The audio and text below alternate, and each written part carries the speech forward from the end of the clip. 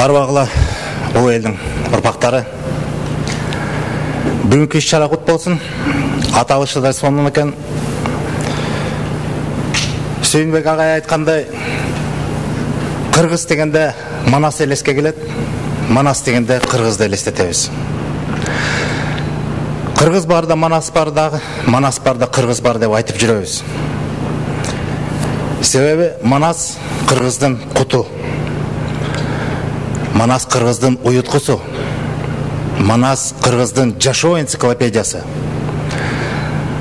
Анандағы Манас бұл қырғыз тілінің қазынасы. Манас барын қамтыған. Манас қырғыздың құты болған үшін жұртыбыз бар, мекеніміз бар. Ошол мекенімізде мамлекет болып ұйышып жашап келатабыз. Меңдеген жылдарды қартып келатабыз. Манастың ұйытқылығы эмнеде? Ұйытқылығының күчі болған үшін ошол шетте қалса дағы, мына бұл жерде көрсөтүлгөндөй 6 мамлекеттин желеги белгиленип турду эле.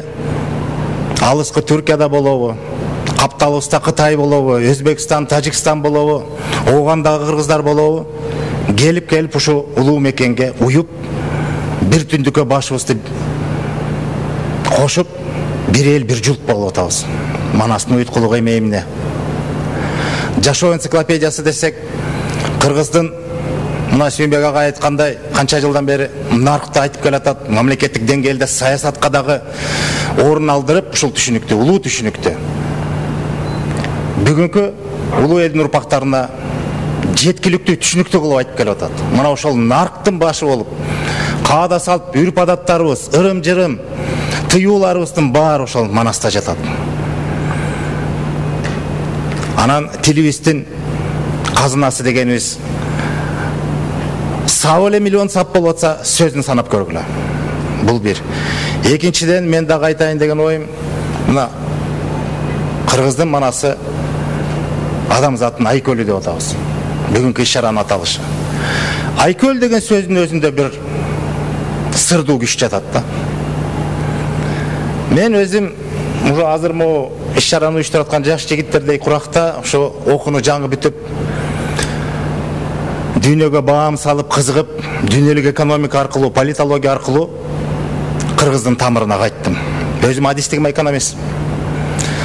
Кыргыздын тамырына кайтканда көп суроолор пайда болду. Биринчи эле ошо сөз тааныбайт экенбиз. Кыргыздын сөздөрүн билбейт экенбиз.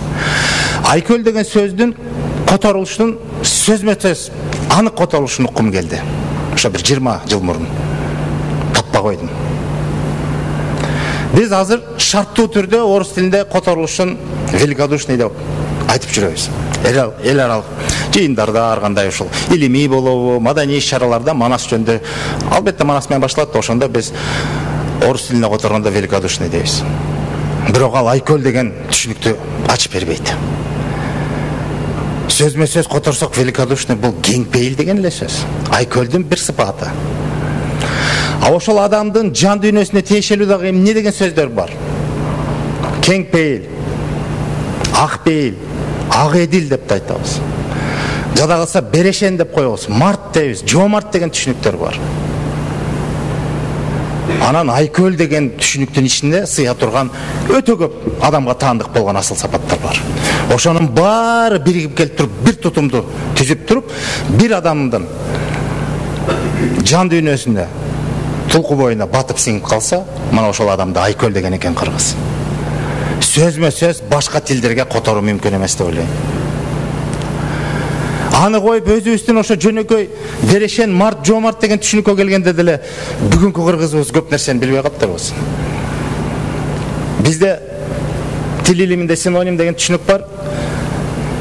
Ошого келгенде биз кээде чаташып түшүнүктөрдү алмаштырып ийебиз да. Берешен менен мартты көп учурда бирдей кабыл алабыз. Бирок айырмасы бар экен. Кайсыл учурда берешен дейбиз, кайсыл учурда март деп айтабыз.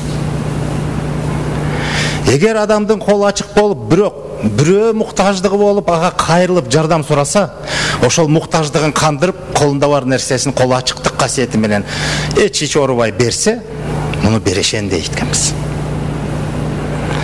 Ошол эле сыпаатты кайра туруп биз март деп коебуз. Жок, марттын сыпааты бөлөкчө.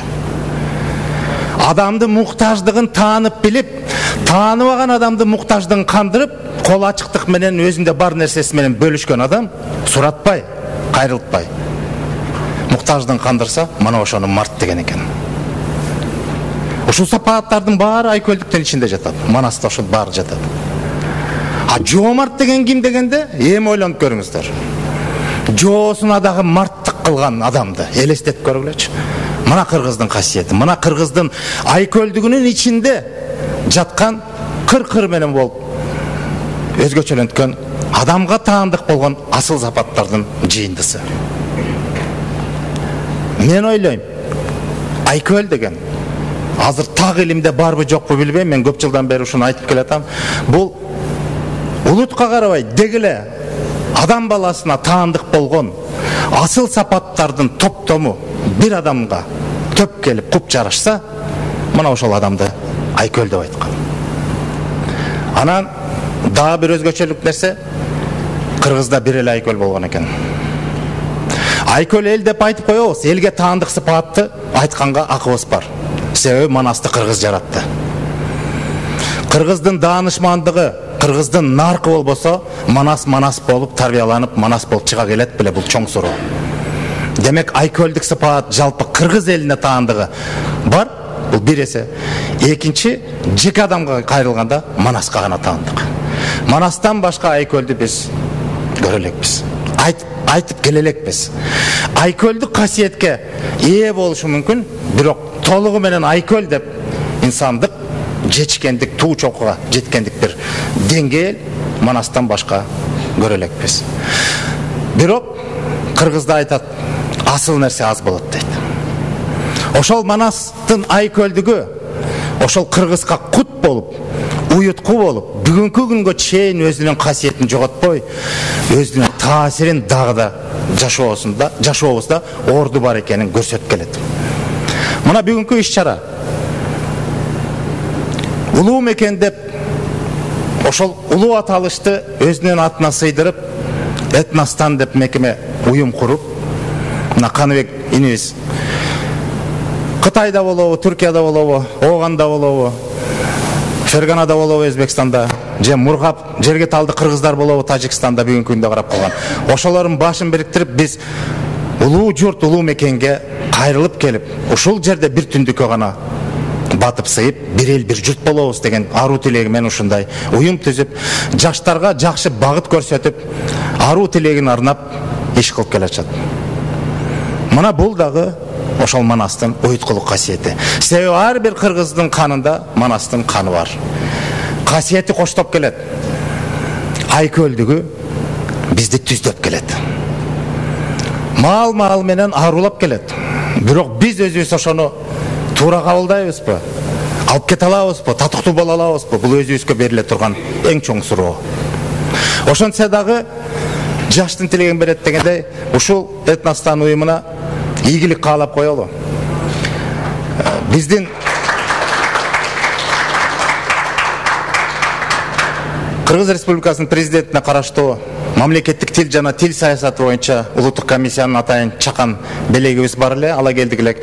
Ошону расмий ушу Каныбек иниме тапшырып коелу. Бул жерде мына биздин эле жана Сүйүнбек агай жакшы айтпады, Манасты биз кыр-кырынан изилдеп бүтө элекпиз. Чети араң гана оюлуп баштап, эмне деген дүйнөгө малынып, эмне деген керемет ажайып дүйнө алдыбызда жатарын биз дагы деле толук кандуу баандай элекпиз. Мына бул жерде Зарина Кулбаракова менен Тойчубек кызы Жазгүл деген биздин мекендештерибиз өзүнүн илимий эмгегин арнап ушундай эки Манаска арналган эки китеп бар экен. Манас эпосундагы жаныбарлардын тотемдик белгилери, экинчи Манас үчилтигиндеги дидактикалык мотивдер. Ушул эки эмгекке кошуп дагы биздин тил комиссиясында эмгектенип аткан аксакал, кадырлуу аксакал Исмаил Кадыровдун тил котормо терминологиясы деген китеп жинагы. Анан Сулайман Рыспаев деген агайыбызды баарыбыз билебиз, тааныбаган киши жок. Ошол агайга таандык кыргыз тилин үйрөтүү технологиялары деген заманбап технологиялардын баарын камтыган ушундай китепчелер чыгып атат. Ошону биз силердин уюмуңарга расмий белек коюп ийгилик Манастың қасиеті ар бир кыргыздын жүрөгүндө өчпөй жанып турсун, келечегибиз кең болсун, атыбыз, урааныбыз, Манасыбыз алыска, ааламга тааныла берсин. Бар болуңуздар.